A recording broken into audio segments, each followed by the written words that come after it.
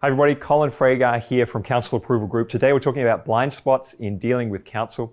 And so far we've been going through the ultimate guide in achieving council approval. And if you haven't got a copy of this already, please go to our website. You'll be able to get one there. So if you have a look at the blind spots that people make, or the blind spots and mistakes that people make in dealing with council, we're up to number 7 now. So just to recap really quickly, some of the key mistakes that people have made, and hopefully you're not making them because you've already watched this video. Spending money on plans before you know what your development options are. Spending money on plans before you know what the rules are. Number 3, we're settling too quickly on one development type before knowing all of your different development scenarios that are possible on your site, and you're basically shortchanging yourself. Number 4 is ignoring what you can do without council approval. There's actually quite a few things you can do without council approval.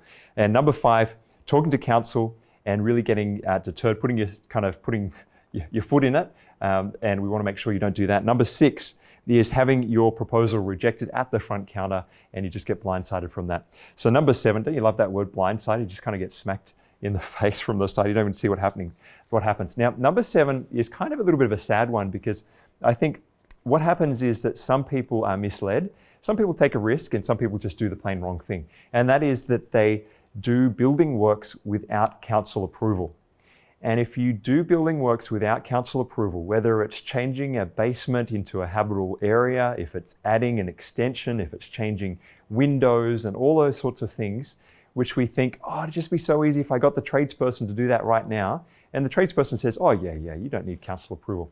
Every single week, we get a phone call from a client, a potential client who's about to get fined by council or has been fined by council. And that fine is significant. It can be $5,000 in the order of around that per day.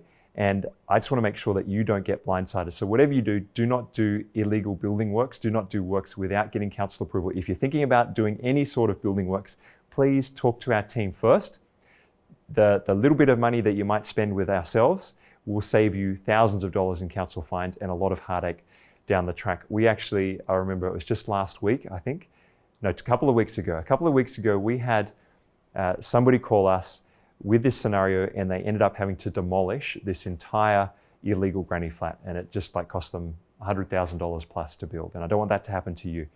If you feel like you might have done the wrong thing, there are still some things that we can do for you. So make sure you book in your appointment, because there is a way to be able to get council off your back to get the right approval in place.